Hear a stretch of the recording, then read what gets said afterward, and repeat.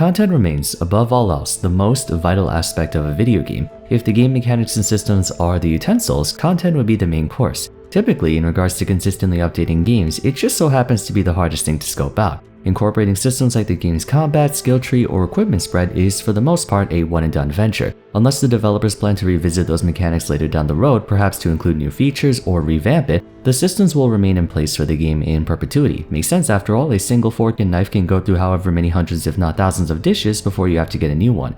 But if we were to continue on with the analogy of fine dining, eating the same thing over and over again grows monotonous rather quickly, so you want to try something new. Ravenous as the video game community is, it's an onerous undertaking for any developer to satisfy their player bases with enough content that is well thought out and engaging. Lack of non-limited endgame content has been a hot point of contention for Genshin since day one. While there's plenty to take in and savor for the first 30 hours or so, revisiting customers will find themselves staring down a menu with no dessert, so to speak. The game's key selling point is the epic scale narrative, the 7 regions of Teyvat creating a grander lore and world for the player, and it's one that will persist for a very long time considering we're a year and a half in and only one new region has been unlocked since release. Outside of that, there's really not all that much to do after a certain point. Unusual for gacha title, the genre famous for its daily itinerary style of content. Today, we're going to discuss in greater detail Genshin's endgame content or lack thereof, why this poses a problem for the long-term well-being of the game for both hardcore and casual players alike, and what are some ways we can theoretically introduce new content. The word content in video games encompasses anything and everything that we the players interact with, which naturally indicates a very broad stretch of categories that, while mutually exclusive from each other, still fit the definition. And when I say broad, I mean broad. Content can be large in scope, such as the Three Realms Gateway Offering event that took place in Enkanomiya, comprising an entire area filled with puzzles, objectives, collectibles, challenges, hordes of enemies, unlocking new objectives by increasing the power of the Bokuso box, so on and so forth. Content can also be a single entity, like the unusual Hilichurl. To some extent, new mechanics and systems in and of themselves are considered content as well. Going off of that, the idea that Hoyo doesn't release enough content for us to enjoy is completely nonsensical in light of how far they go for events, especially given the fact that said events are only meant to last for a few weeks to a month. It's a lot of effort to make new innovative puzzles, maps, and dungeons designed to last a finite amount of time, although in the future they might reintroduce those events. The thing to make note of is just that though, it's impermanence. Genshin has a lot to do in the grand scheme of things, but as far as permanent content goes, there's not much of it, or rather any at all. By extension, the game has a surprising lack of repeatable content as a whole. One would assume an open-world free-roaming game would take months if not years to fully exhaust all that there is to do, as is evident by the likes of Zelda Breath of the Wild or Minecraft. Though I do concede the latter isn't the most fair comparison, seeing as there's no fixed story mode and theoretically has limitless size. Regardless, from day to day, the only things you can do to advance your progression is to do your daily commissions, burn your resin, do expeditions, and then farm for whatever monster hunting or item gathering routes you care to do. That's it, everything else you can only do once.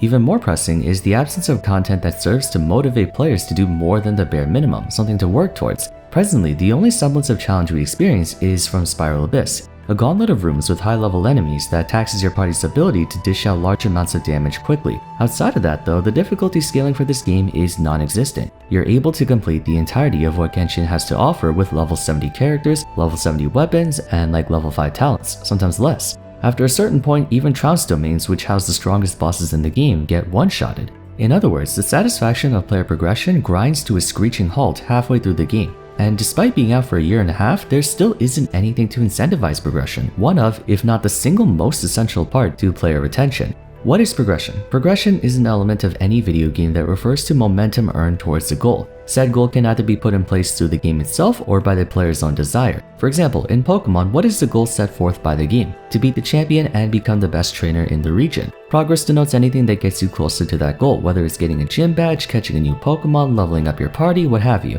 In a competitive game like League of Legends, what is the goal? To go as far as you can in the rankings: Iron, Bronze, Silver, Gold, Platinum, Diamond, Master, Grandmaster, and Challenger.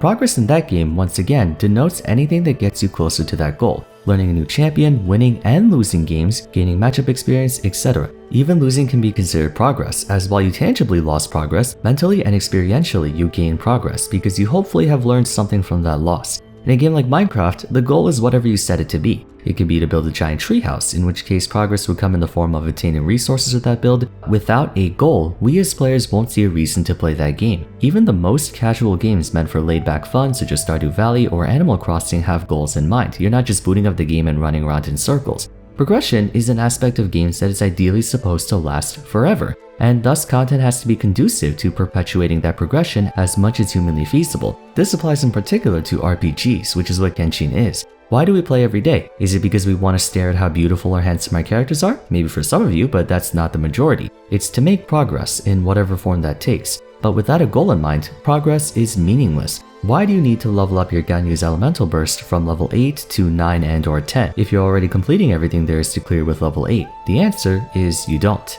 As an action RPG, player loyalty is exclusively predicated around game-imposed goals, meaning if the game doesn't throw stuff at you, there's an infinitesimal amount of things you can do, even if you really try. Sandbox games like Minecraft and Stardew can get away with not giving you any objectives as the genre is formatted around granting the player liberty to set their own goals. But for an RPG, there needs to be a challenge, a centered goal, and anything else is simply regarded as extra. Take the Serenity Pot. The only reason most people use it is for the realm treasures, the enhancement ores, the mora, the experience books, artifact experience, and most importantly, transient resin. If the realm treasures did not exist, you have absolutely zero incentive to use this. Genshin is not a house building game, that's not what it was intended for. Mind you, there might be a small margin of the player base who logs on exclusively for that, but the core premise of Genshin is not the Serenity Pot, it's not fishing, it's not the hangout events, it's action RPG. Content-based goals and challenges. By and large, that is the basis from which this game is founded upon, which leads us to the title of this video. There are 3 key reasons for why endgame content is important for Genshin Impact, no matter if you're a hardcore sweaty gamer who plays 12 hours a day, or a casual player who's only downloaded this game after seeing one too many fanarts of Mona's thighs, or videos of Lisa's Japanese voice while climbing.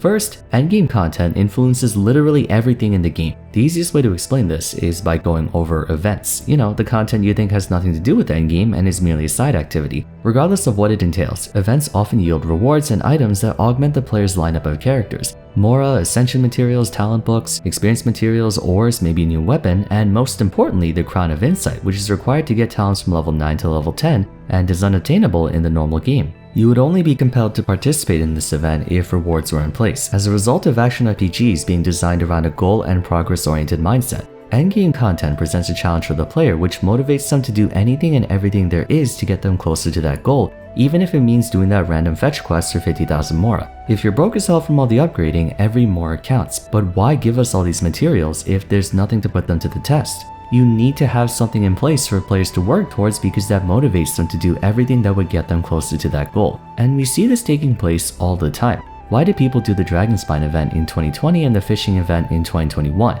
To get their hands on Festering Desire and the Catch, 2 very serviceable 4-star weapons for a lot of players. Why do people do the coin shop events? For the Crowns of Insight. Sure, many of us do these events for enjoyment, but that's only due to there being legitimately nothing to do in the base game to begin with.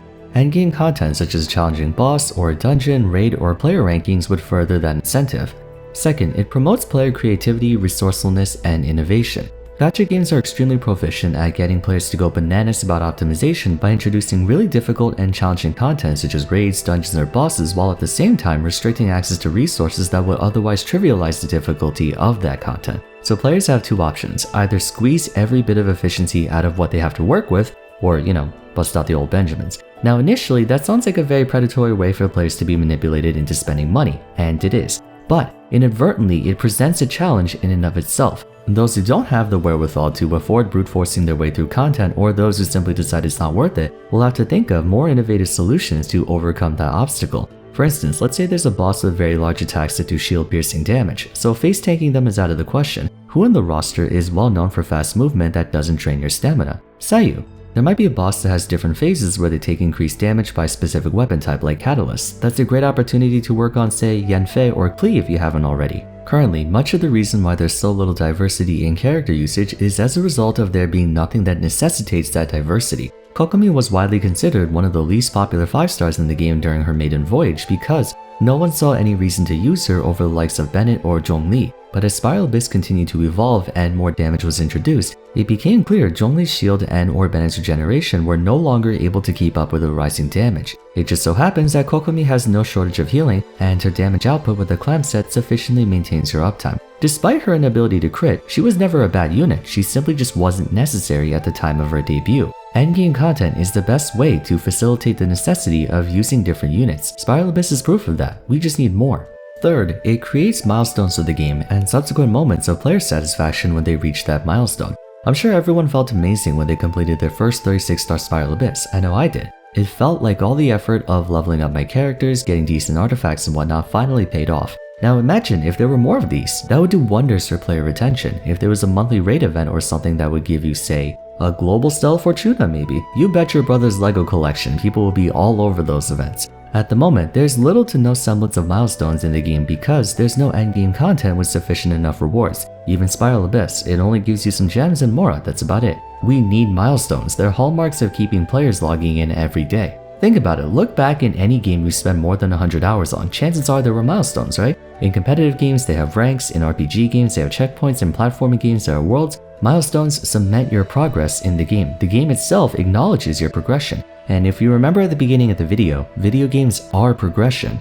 So with all that said, what are some forms of endgame content we can introduce? That really comes down to what approach Hoyo wants to take because they have to take into consideration the risk of power creep. There are far too many gacha games that release really difficult bosses or raids and release a new 5-star unit alongside it that just so happens to conveniently be very strong against it. Now that's predatory marketing if I've ever seen it, and it's one of the reasons why I quit Final Fantasy Brave Exvius. They have to play it carefully.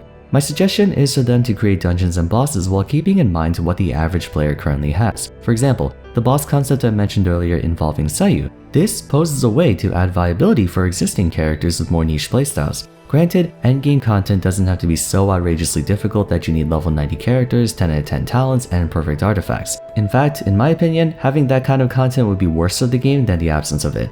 Ultimately, Genshin needs something that allows players to log in every day with purpose. This month's raid has a boss that requires high amounts of physical damage, so you'll spend this week's resources on dusting off your Razor or Eula. Next month's raid boss can only be attacked from a distance. Perhaps you pulled for Yoimiya but didn't invest in her and kept her at level 1. Now's a good time to get her up to speed. Things like that.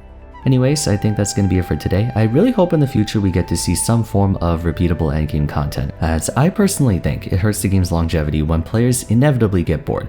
Let me know your thoughts on this in the comments down below. But if you enjoyed the video, consider giving it a like, really helps out the channel, and don't forget to subscribe for more content like this. Feel free to follow me on Twitter, join my Discord server, and check out my other discussion videos if you haven't yet. Until next time, thanks so much for watching, and I look forward to seeing you again soon. Take care.